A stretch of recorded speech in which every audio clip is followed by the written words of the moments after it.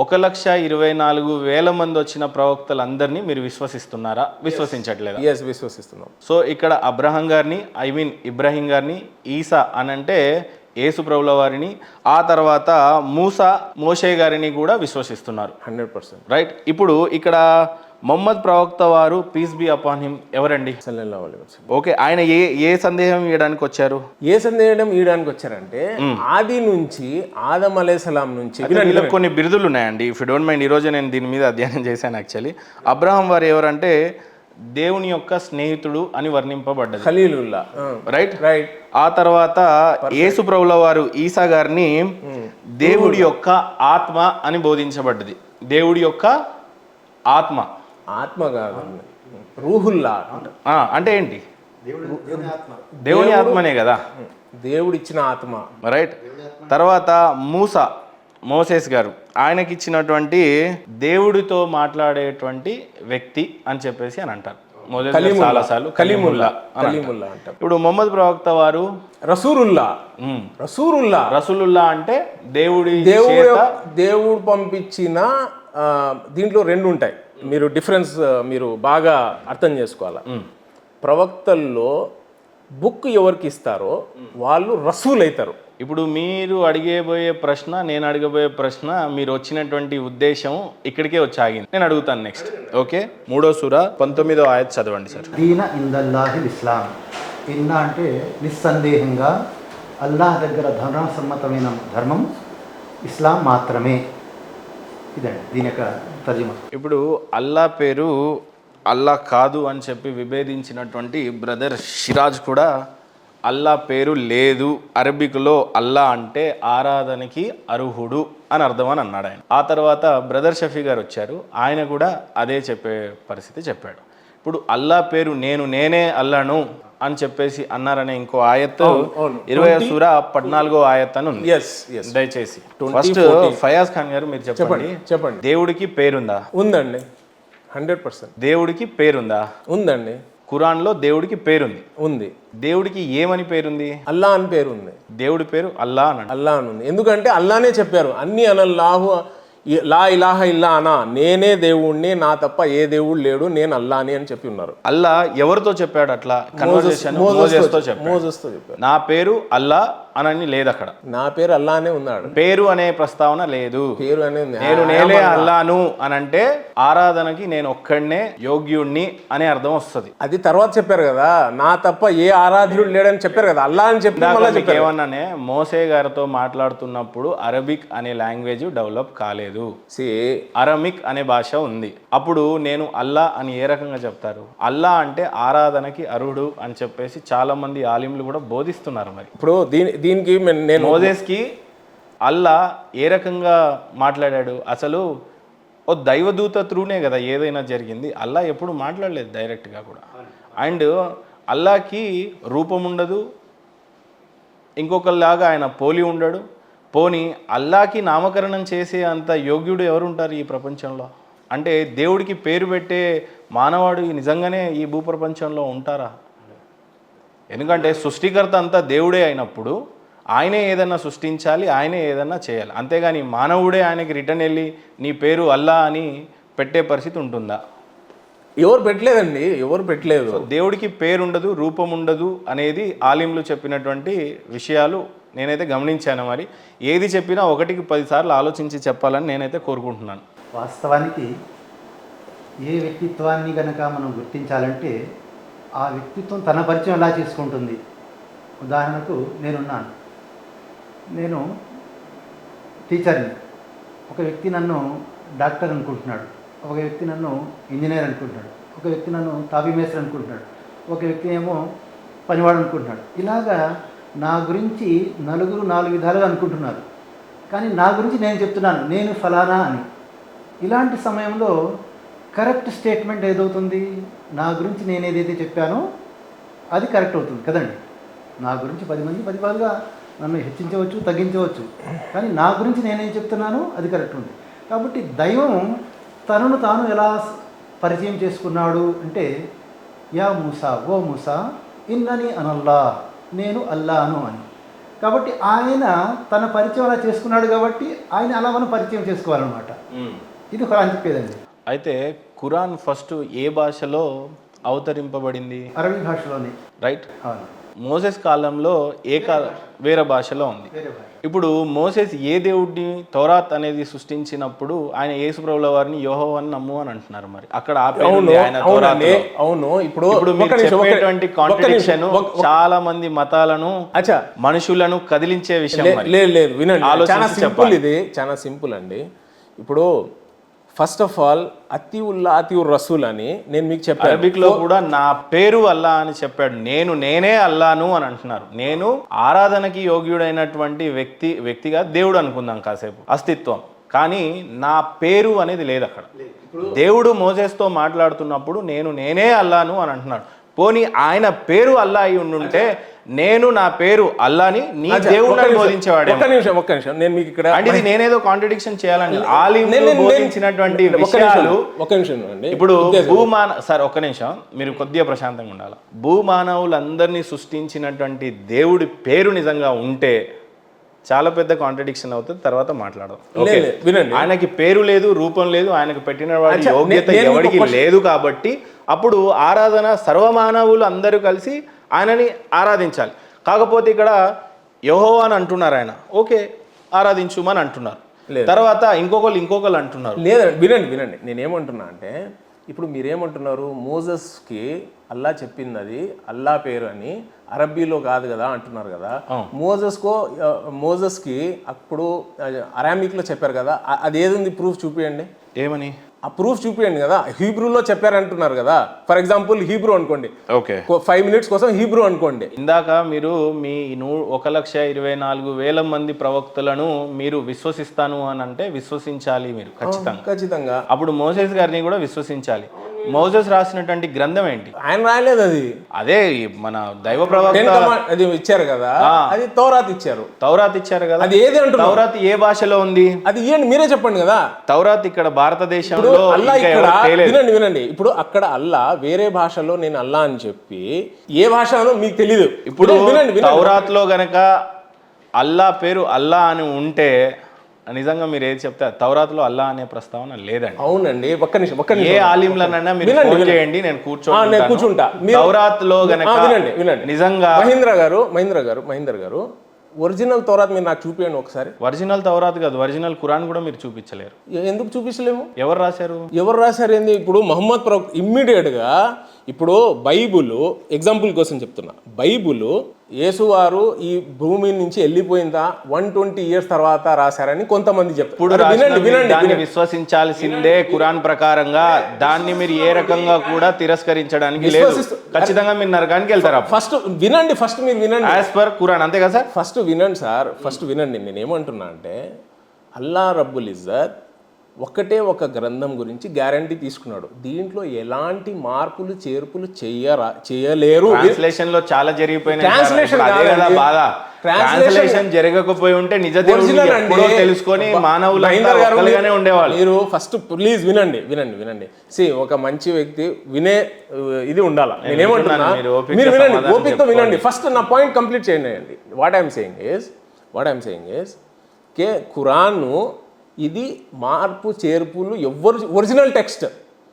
మొహమ్మద్ ప్రవక్త గారు ఎవరి దగ్గర లేదు సార్. ఉంది అండి, ఎందుకు లేదు?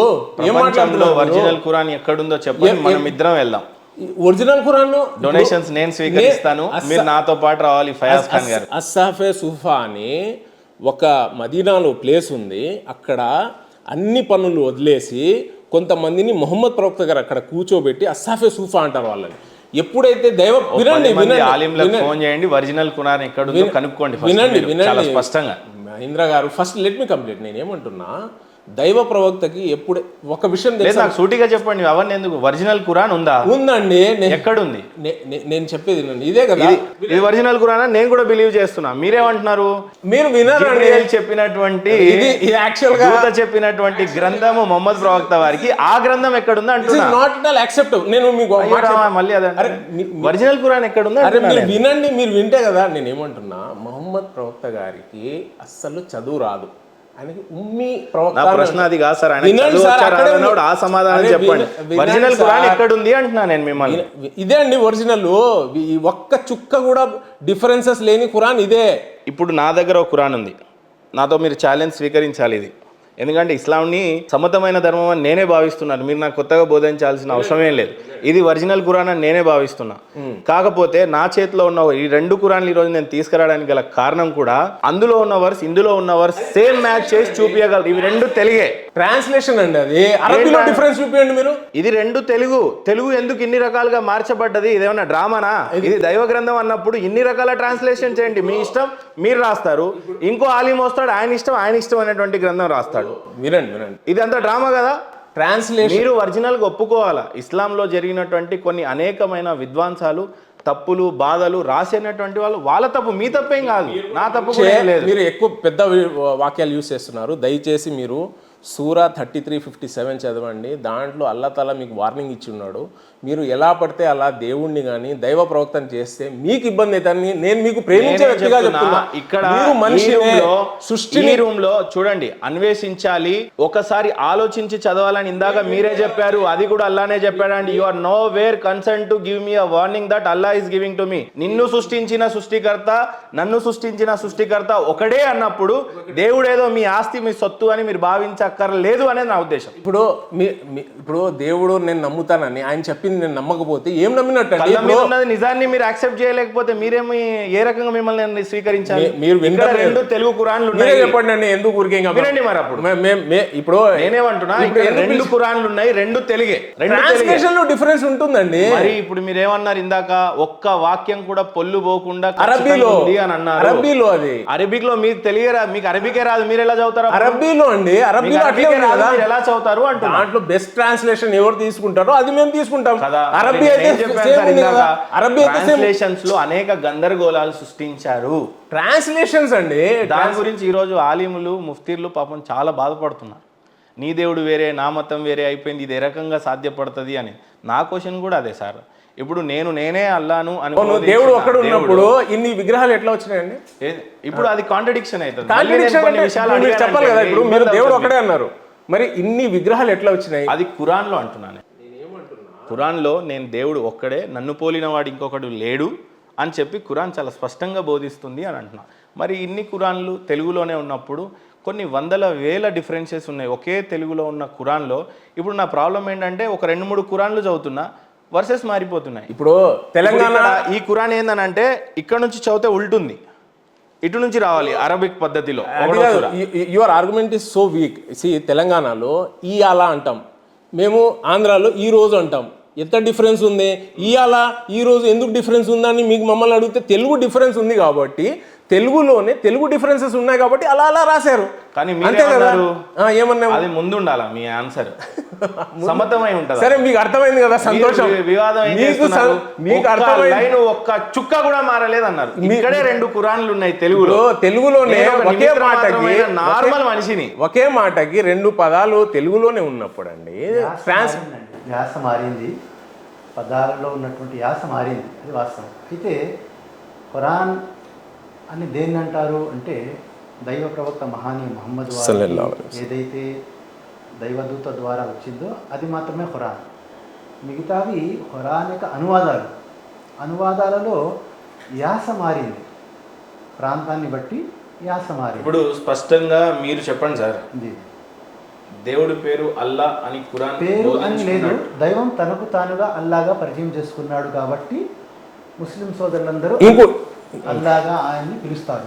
దైవ ప్రవక్త కూడా అల్లానే అని పిలిచారు కాబట్టి, ఇదే ఖురాన్లో అల్లా అండ్ దైవ ప్రవక్తని ఫాలో కామని చెప్పారు కాబట్టి, దైవ ప్రవక్త కూడా అల్లా అని చెప్పారు కాబట్టి మేము కూడా చెప్పాలి. కూడా ఆరాధనకి అర్హుడైన ఆ దేవుడిని కొలవండి, నమ్మండి అని అంటున్నారని దాని అర్థం ఆలింలు చెప్తున్నారు. లేదండి, మీరు 2 minutes నేను ఒప్పుకున్నంత మాత్రాన మానవాళికి వచ్చిన వాస్తవం లేదు. ఏదేమైనా ఆలింలకు తెలుసు, ముఫ్తీలకు తెలుసు, మీకు కూడా తెలుసు.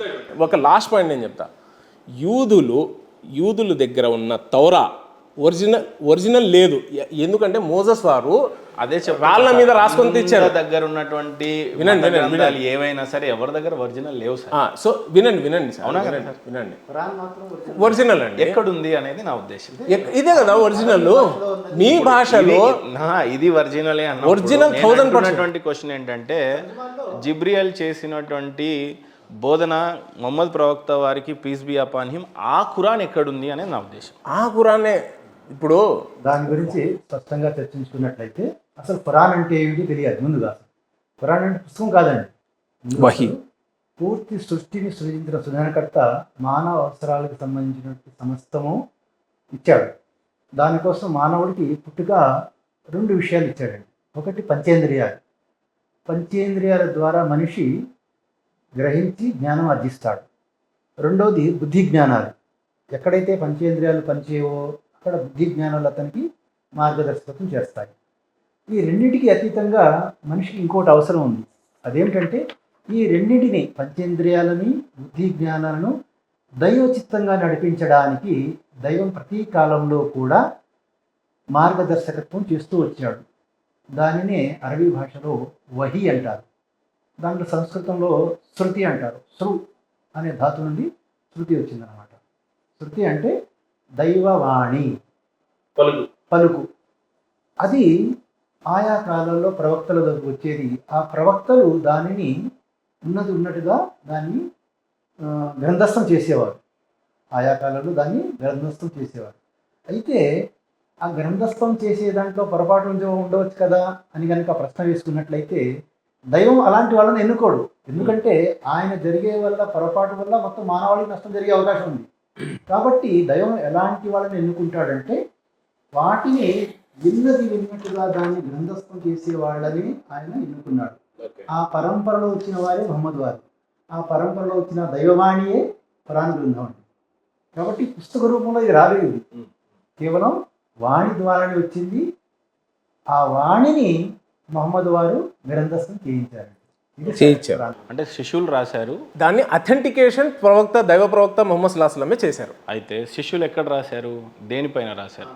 పేజీ పేపర్ల మీద రాశారా అంటే అప్పుడు పేజీ పేపర్లు లేవు, చర్మాలపైన. ఎస్, ఇప్పుడు కరెక్ట్ కదా, చర్మాలు. ఇప్పుడు చర్మాలు లేవు. ఒక చర్మం ఏదైనా 100 సంవత్సరాలకు పైన ఉండదు, ఎక్స్పైర్ అయిపోతుంది. అది ఒక ఖురాన్ గ్రంథంగా ఎందుకు మారిందో ఫస్ట్ మీరు తెలుసుకోవాలి ఫయాజ్ ఖాన్ గారు. నేను అన్వేషించాను, నా అన్వేషణలో మీకు చెప్తున్నాను. వాస్తవానికి ఇందాక మీరు ఏమన్నారు, దైవ ఖురాన్ ఇదే ఒరిజినల్ అన్నారు. కాదు, కానీ ఒరిజినల్ మనం విశ్వసించాలి. అందులో ఏదైతే ఉందో ఇందులో అదే ఉంది. జంతువుల చర్మాల మీద రాసింది పెన్నులు కాదు, వాటి ప్రక్రియల వల్ల. అయితే ఇప్పుడు జంతు చర్మాలు ఎక్కడున్నాయి మరి? 1400 సంవత్సరాలు కావస్తుంది కదా. మీన్స్ అండ్ టూల్స్ మారినవి కానీ వాటి యొక్క పదాలు మారలేదు. అయితే ఒక వ్యక్తి మారలేదు అని నేను నమ్మను అని అనుకున్నా, అతని వ్యక్తిగతం. అది నమ్ముతాడు, అతని వ్యక్తిగతం. దానివల్ల ప్రపంచానికి వచ్చిన వ్యక్తిగతం రైట్. కాబట్టి మా విశ్వాసం ఏమిటంటే ఏదైతే జిబ్రాయిల్ దూత ద్వారా మహమ్మద్ వారికి అందజేయడం జరిగిందో అది అక్షానుసారం ఇప్పుడు కూడా ఉంది అని. ఇప్పుడు కూడా దాని యొక్క మీన్స్ అండ్ టూల్స్ మారాయి. దాని ఏవైతే సాధనాలు ఉన్నాయో సాధనాల్లో మార్పు జరిగిందే కానీ పదాలు